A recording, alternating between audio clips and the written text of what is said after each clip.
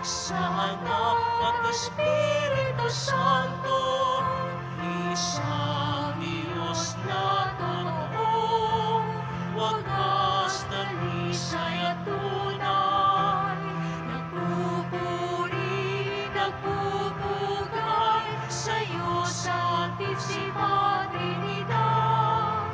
Nagpupuri, nagpupugay sa iyo sa Santísima Trinidad. Sa ngalan ng Ama at ng Anak at ng Espiritu Santo. Amen. Ang pagpapala at kapayapaan mula sa Diyos na Ama natin at sa Panginoong Hesukristo naway sumainyo. At sumayo rin. Ngayon po ay pinagdiriwang natin ang dakilang kapistahan ng banal na Santatlo. Mga kapatid, upang tayo'y maging marapat gumanap sa banal na pagdiriwang, aminin natin at pagsisihan ang ating mga kasalanan. Inaamin ko sa makapangyarihang Diyos at sa inyo mga kapatid, na lubha akong nagkasala sa isip, sa salita at sa gawa, at sa aking pagkukulang. Kaya isinasamo ko sa mahal na Birhen Maria, sa lahat ng mga anghel at mga banal, at sa inyo mga kapatid, na ako'y panalangin sa Panginoong ating Diyos. Kawaan tayo ng makapangyarihang Diyos, patawarin tayo sa ating mga kasalanan, at patnubayan tayo sa buhay na walang hanggan. Amen. Panginoon, kaawaan mo kami. Panginoon, kaawaan mo kami. Kristo, kaawaan mo kami. Kristo, kaawaan mo kami. Panginoon, kaawaan mo kami. Panginoon, kaawaan mo kami.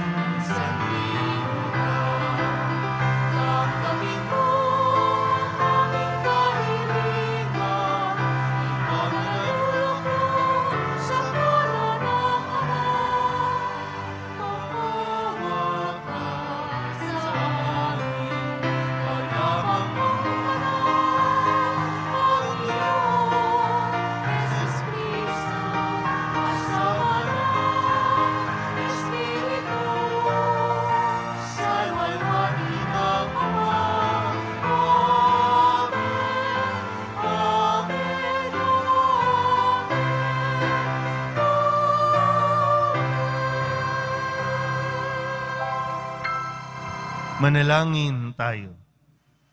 Ama naming makapangyarihan, sa iyong pagsusugo sa salitang Diyos na totoo at maaasahan, at sa pagbibigay mo ng Espiritong nagpapabanal sa sanlibutan, ipinahayag ang iyong kahiwagaang dakila sa sangkatauhan. Sa pananampalataya ang aming ngayong ipinagdiriwang, ipagkaloob mo ang aming maidangal, ang tatlong persona sa walang hanggang kadakilaan, at aming sambahing lubusan ang iyong iisang pagkadiyos sa mahal na kapangyarihan sa pamamagitan ni Jesucristo, kasama ng Espiritu Santo, magpasawalang hanggan. Amen. Pagsiupo muna ang lahat.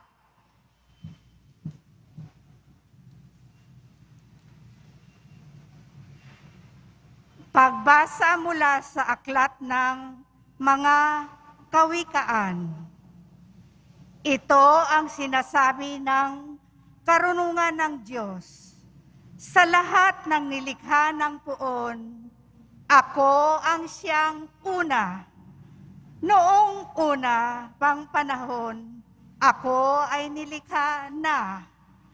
Matagal ng panahon, nang anyuan niya ako, bago pa nilikha at naanyo itong mundo.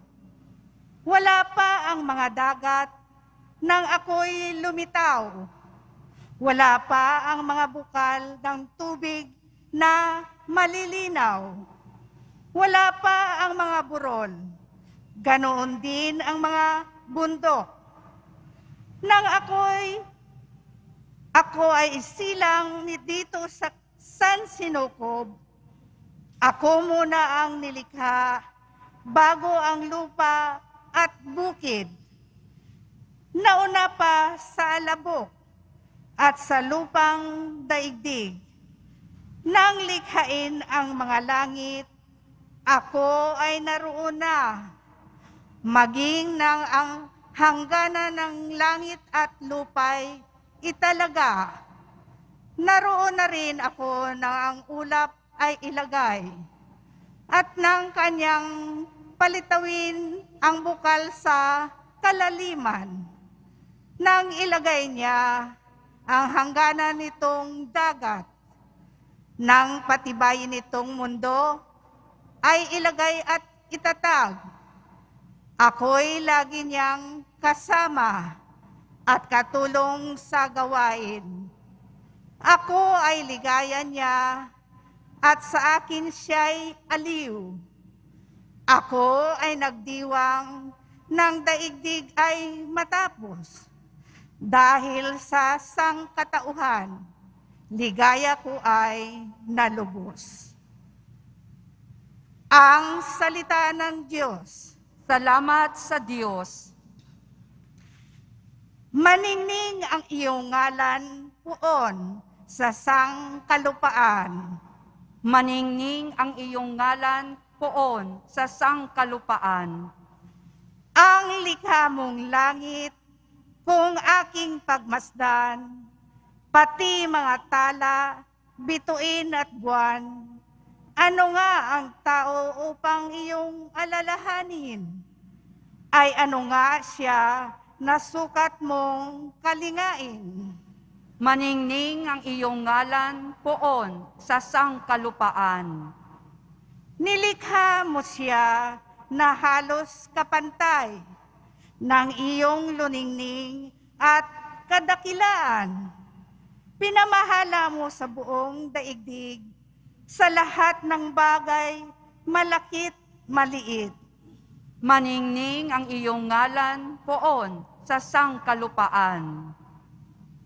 Mga bakat tupa, hayop na mabangis, ang lahat ng ibong nasa himpapawid, at maging sa isda sa lalim ng tubig. Maningning ang iyong ngalan poon sa sangkalupaan.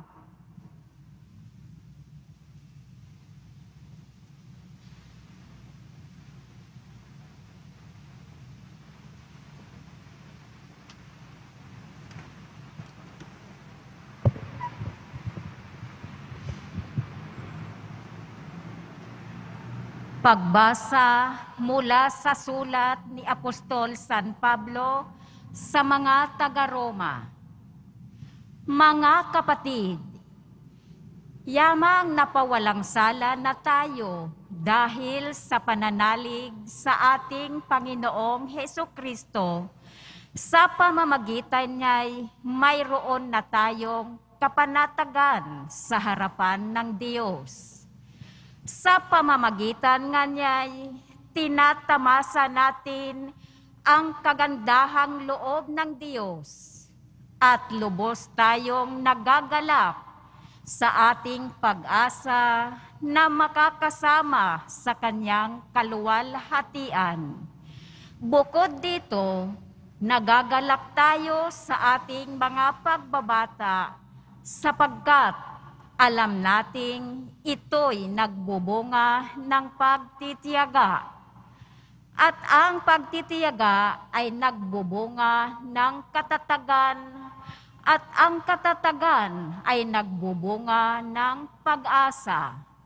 Hindi tayo nabibigo sa ating pag-asa, sapagkat ang pag-ibig ng Diyos ay ibinuhos sa ating mga puso sa pamamagitan ng Espiritu Santo na ipinagkaloob na sa atin. Ang salita ng Diyos. Salamat sa Diyos. Magsatayo po ang lahat.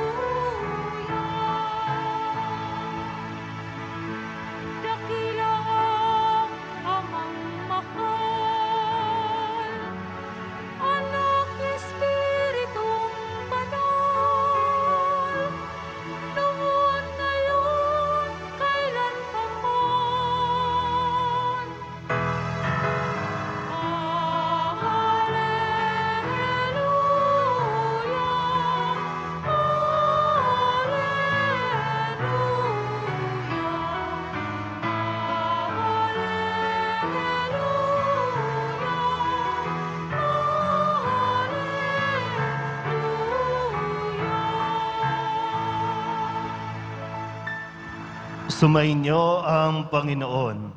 At sumaiyo rin. Ang mabuting balita ng Panginoon ayon kay San Juan. Papuri sa iyo, Panginoon. Noong panahong iyon, sinabi ni Jesus sa kanyang mga alagad, "Marami pa akong sasabihin sa inyo, ngunit hindi pa ninyo kayang unawain ngayon. Pagdating ng Espiritu ng katotohanan, tutulungan niya kayo upang maunawaan ninyo ang buong katotohanan. Sapagkat magsasalita siya, hindi sa ganang kanyang sarili. Sasabihin niya sa inyo ang kanyang narinig at ipapahayag ang mga bagay na darating. Pararangalan niya kayo, sapagkat sa akin magmumula ang ipapahayag niya sa inyo. Ang lahat ng sa Ama ay akin, kaya ko sinabing sa akin magmumula ang ipapahayag niya sa inyo." Ang mabuting balita ng Panginoon. Pinupuri ka namin, Panginoong Hesukristo. Magsiupo muna ang lahat. Isang magandang umaga po sa inyong lahat. Palapakan natin ang Pong Jesus Nazareno. Sabay-sabay nga po tayo mag-antanda ng krus sa ngalan ng Ama at ng Anak at ng Espiritu Santo. Yan ang pinakaunang dasal at pananampalataya na natutunan natin at dapat nating itinuturo sa mga bata. Di ba, naalala nyo pa ba nung wala ka pang kamuang-muang, sasabihin sa'yo ng magulang mo, "O nak, dasal na tayo ha, let's pray. Dapat nakaganito pa ha, in the name of the Father, and of the Son, and of the Holy Spirit. Amen." Tulog na. Pag kaya nang mag-memorize, kaya nang magsalita, Angel of God, ang banal na santatlo na ating ipinagdiriwang ngayon, ito ang pinakapundasyon, ito ang pinakasentro ng ating pananampalataya, ng ating pagiging Katoliko. Sa pamamagitan ng pag-aantanda ng krus, ipinapahayag natin sa lahat na makakakita sa atin na tayo po ay nananalig na tayo po ay sumasamba sa iisang Diyos na mayroong tatlong persona. Tatlo man ang persona, tatlo man ang pagpapakilala, pero iisang Diyos pa rin. Malinaw? Alam ko, may hirap unawain. Pero ito ang ating dapat na panghawakan.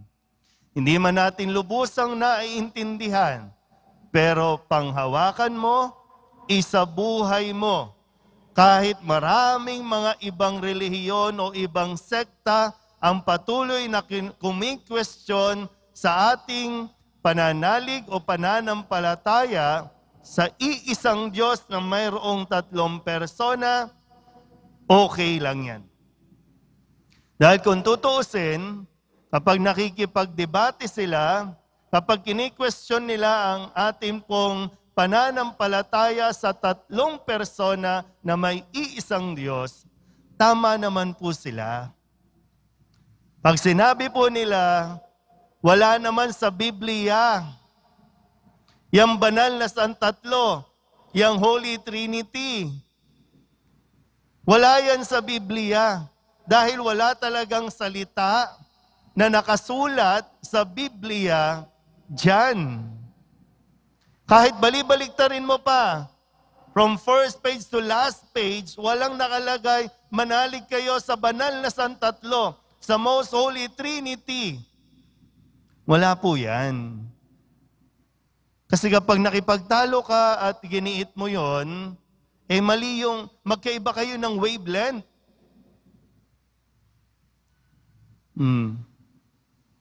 Mas mahuhulog ka lang at lalo tigit, malilito ka lang to the point na makukumbinsi ka, oo nga no, wala nga pala talaga sa Biblia yan.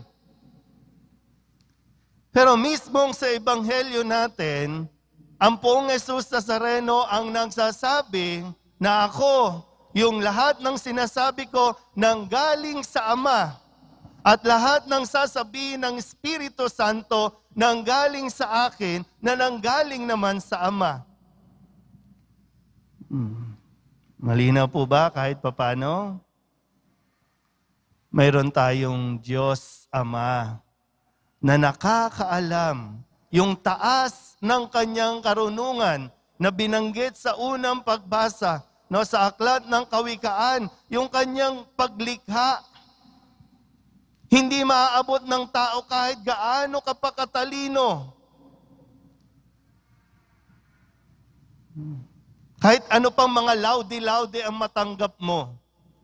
Kung may matuklasan tayo tungkol sa Diyos, baka katiting lang yan ng kung sino talaga ang Diyos.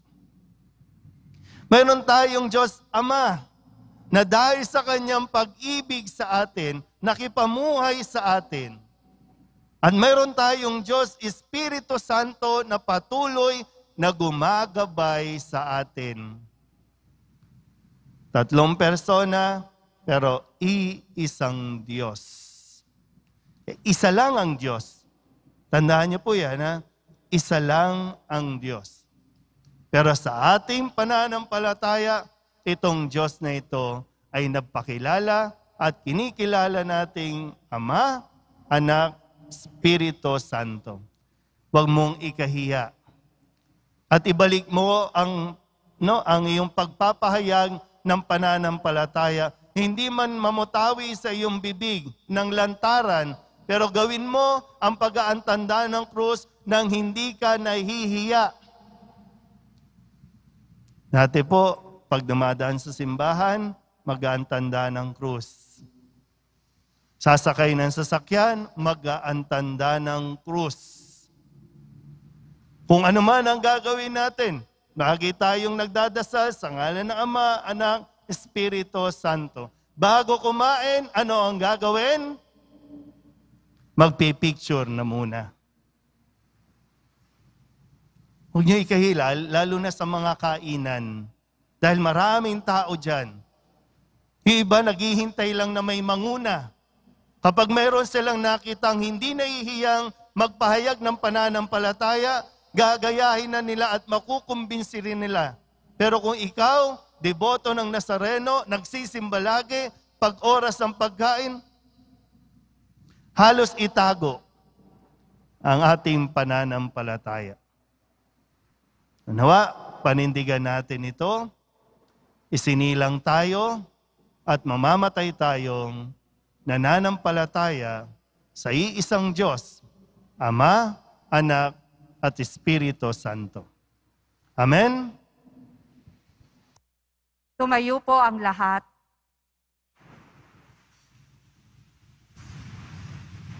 Ipahayag natin ang ating pananampalataya. Sumasampalataya ako sa Diyos Amang makapangyarihan sa lahat, na may gawa ng langit at lupa. Sumasampalataya ako kay Jesucristo, iisang anak ng Diyos, Panginoon nating lahat. Nagkatawang tao siya, lalang ng Espiritu Santo. Ipinanganak ni Santa Mariang Birhen, pinapakasakit ni Poncio Pilato, ipinako sa krus, namatay, inilibing. Nanaog sa kinaroroonan ng mga yumao, nang may 3 araw na buhay na maguli, umakyat sa langit, naluluklok sa kanan ng Diyos Amang makapangyarihan sa lahat. Doon magmumula ang paririto at huhukom sa nangabubuhay at nangamatay na tao. Sumasampalataya naman ako sa Diyos Espiritu Santo, sa banal na simbahang Katolika, sa kasamahan ng mga banal, sa kapatawaran ng mga kasalanan, sa pagkabuhay na muli ng nangamatay na tao, at sa buhay na walang hanggan. Amen. Mga kapatid, panatag sa iyong pagmamahal sa pamamagitan ni Kristo, nagsusumamo kami sa iyo, Ama. Tulungan mo kaming maging bukas sa paggalaw ng Espiritu. Buong pagtitiwala kaming dumadalangin. San Tatlong Diyos, dinggin mo kami. San Tatlong Diyos, dinggin mo kami. Sa diwa ng iyong pakikinig, maging halimbawa nawa ng katapatan at salamin ng iyong pag-ibig ang mga pinuno ng simbahan sa lahat ng mga mananampalataya at ng mga taong may mabuting kalooban. Manalangin tayo. San Tatlong Diyos, dinggin mo kami. Pukawin mo ng iyong walang hanggang pag-ibig ang mga pinuno sa nasyonal at lokal na antas at kaming mga mamamayan. Pangalagaan at isulong nawa namin ang kapakanan ng dignidad ng bawat tao sa bawat antas ng lipunan. Manalangin tayo. San Tatlong Diyos, dinggin mo kami. Tulad ng iyong pagiging iisang Diyos na may 3 persona, makapagtamo nawa ng mapagmahal na ugnayan ang bawat pamilya. Mahalin nawa ng bawat asawa, magulang at ng anak ang isa't isa. Manalangin tayo. San Tatlong Diyos, dinggin mo kami. Upang patuloy na lumago ang basic ecclesias communities sa ating bansa at yakapin ang hamon na bumuo ng mga BEC, ang mga pamayanan sa pamamagitan ng Eucharistia. Manalangin tayo. San Tatlong Diyos, dinggin mo kami. Sa kanilang pagbabalik sa iyong piling, yakapin mo sa iyong pag-ibig ang mga mahal naming yumao. Manalangin tayo. San Tatlong Diyos, dinggin mo kami. Idulog din natin sa Panginoon ang ating mga personal na kahilingan at mga panalangin para sa ating mga pamilya. Ganun din ang lahat ng mga misang pasasalamat, special na intensyon at mga kaluluwa na inihiling na ipagdasal sa misang ito.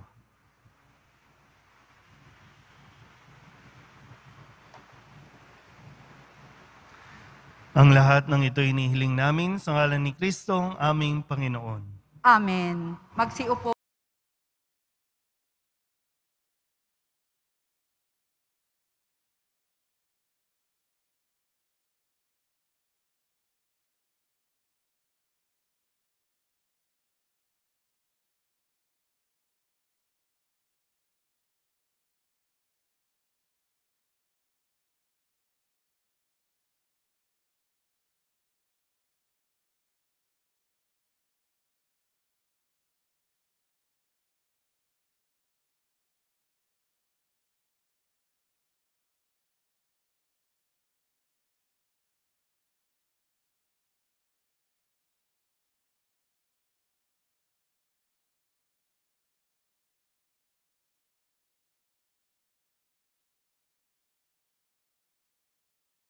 po ang lahat.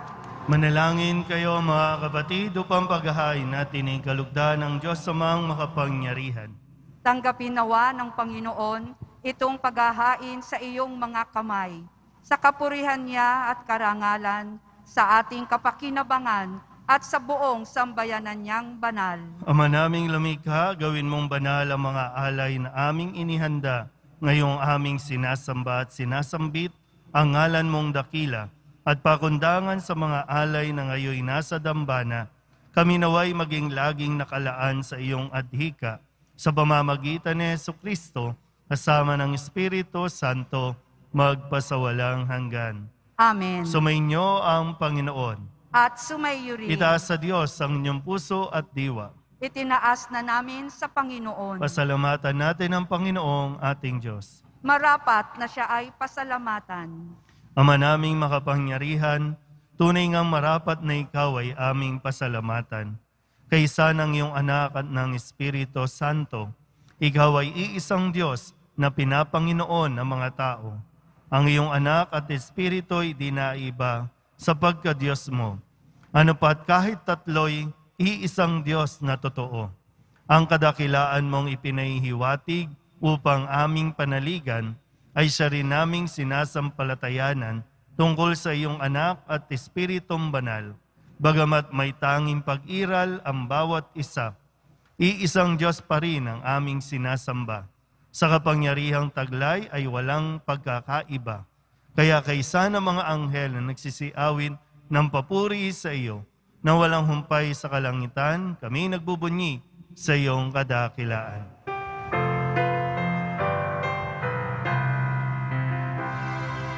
Santo, Santo, Santo, Panginoong Diyos ng mga hukbo, napupuno ang langit at lupa ng kadakilaan mo. Hosana sa kaitaasan, pinagpalang na naririto sa ngalan ng Panginoon. Hosana sa kaitaasan. Lumuhod po ang lahat. Ama naming banal, ikaw ang bukal ng tanang kabanalan. Kaya sa pamamagitan ng iyong Espiritu, gawin mong banal ang kaloob na ito upang para sa aming maging katawan at dugo ng aming Panginoong Hesukristo. Bago niya pinagtiis ang pusang loob na maging handog, hinawakan niya ang tinapay, minasalamatan kaniya, pinaghati-hati ni iyon, iniabot sa kanyang mga alagad at sinabi, "Tanggapin ninyong lahat ito at kanin, ito ang aking katawan na ihahandog para sa inyo."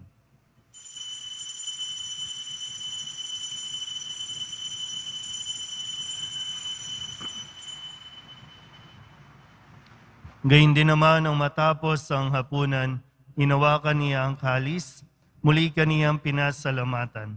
Iniabot niya ang kalis sa kanyang mga alagad at sinabi, "Tanggapin ninyong lahat ito at inumin. Ito ang kalis ng aking dugo, ng bago at walang hanggang tipan. Ang aking dugo na ibubuhos para sa inyo at para sa lahat, sa ikapagpapatawad ng mga kasalanan. Gawin ninyo ito sa pag-alaala sa akin."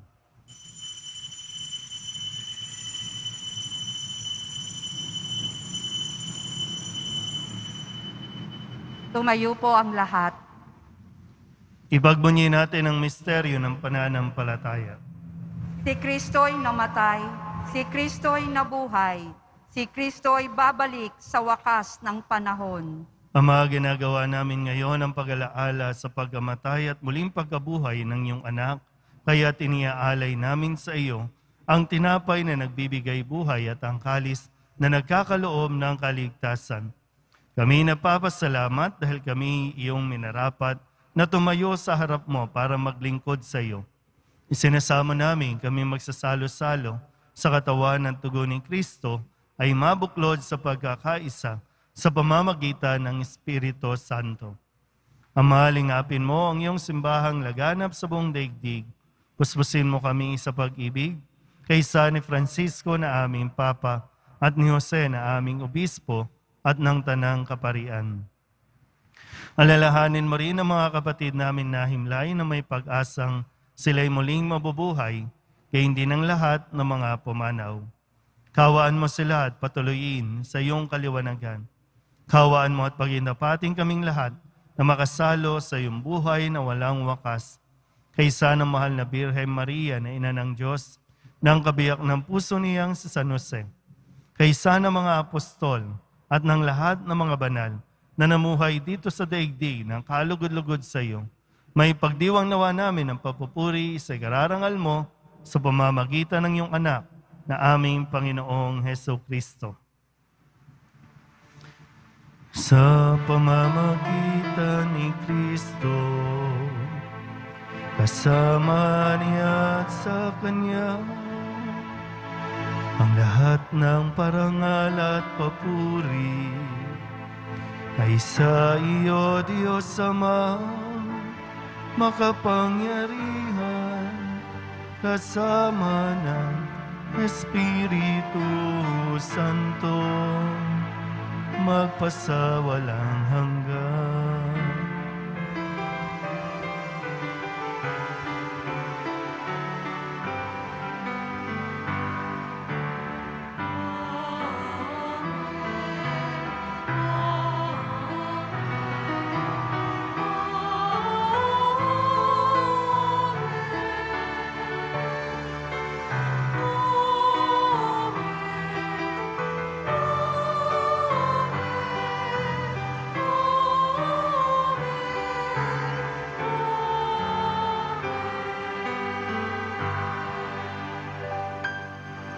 Kung kaubahang loob tayong tumawag sa ating Panginoon ng Ama namin. Ama namin, Sumasalangit ka, sambahin ang ngalan mo, mapasa amin ang kaharian mo, sundin ang loob mo dito sa lupa para nang sa langit. Bigyan mo kami ngayon ng aming kakanin sa araw-araw, at patawarin mo kami sa aming mga sala, para nang pagpapatawad namin sa nagkakasala sa amin. At huwag mo kaming ipahintulot sa tukso at iadya mo kami sa lahat ng masama. inihiling namin kami iadya sa lahat ng masama, pagkalooban ng kapayapaan araw-araw, iligtas sa kasalanan at ilayo sa lahat ng kapahamakan, samantalang aming pinananabikan ang dakilang araw ng pagpapahayag ng tagapagligtas naming si Hesukristo. Sapagkat iyo ang kaharian at ang kapangyarihan at ang kapurihan magpakailanman. Amen. Panginoong Hesukristo, sinabi mo sa iyong mga apostol, kapayapaan ang iniiwan ko sa inyo, aking kapayapaan ang binibigay ko sa inyo. Tunghayan mo ang aming pananampalataya at huwag ang aming mga pagkakasala. Pagkalooban mo kami ng kapayapaan at pagkakaisa ayon sa iyong kalooban, kasama ng Espiritu Santo, magpasawalang hanggan. Amen. Ang kapayapaan ng Panginoon ay laging sumainyo. At sumaiyo rin. Magbigayan po tayo ng kapayapaan sa isa't isa.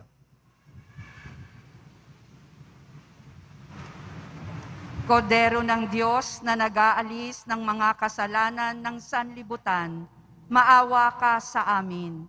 Kordero ng Diyos na nag-aalis ng mga kasalanan ng sanlibutan, maawa ka sa amin.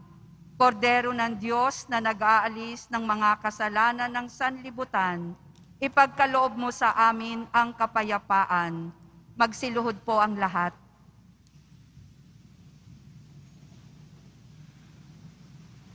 Ito ang kordero ng Diyos. Ito nag-aalis ang kasalanan ng sanlibutan. Mapalad ang mga inaanyayahan sa kanyang piging. Panginoon, hindi ako karapat-dapat na magpatuloy sa iyo, ngunit sa isang salita mo lamang ay gagaling na ako. Katawan ni Kristo, Amen.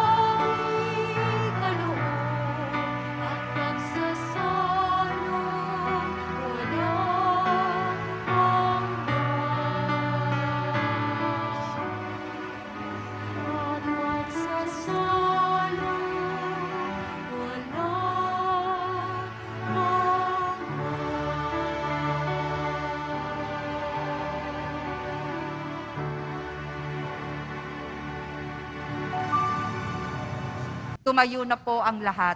Manalangin tayo. Ama naming mapagmahal, mapakinabangan nawa ng aming buong katauhan ang pagtanggap namin sa mga banal na pinagsaluhan at ang aming pagsamba ng may pananampalatayang lubusan sa tatlong persona ng iisang Diyos lamang sa pamamagitan ni Jesucristo kasama ng Espiritu Santo magpasawalang hanggan. Amen. Manalangin tayo para sa pagbabasbas. Mahal na pong Jesus Nazareno, inihayag mo sa pamamagitan ng krus ang walang maliw na pag-ibig ng Diyos sa sangkatauhan. Pakinggan mo ang kahilingan ng iyong angkan na nagsusumamo sa iyo. Makamtanawa nila ang iyong katugunan at tanggapin ang kasagutan na may utang na loob na tinatanaw. Basbasan din po ninyo mga dala-dala nilang mga imahin at dasalan. Sa pamamagitan ng bendisyon na ito, naway maalala nila ang mga pangako nila noon sa binyag na ikaw ang kanilang ibigin at paglilingkuran bilang Panginoon magpasawalang hanggan. Amen. At pagpalain kayo ng makapangyarihang Diyos, Ama at Anak at Espiritu Santo. Amen. Mayo kayong taglay ang kapayapaan ng Poong Jesus Nazareno. Salamat sa Diyos. Magandang araw po.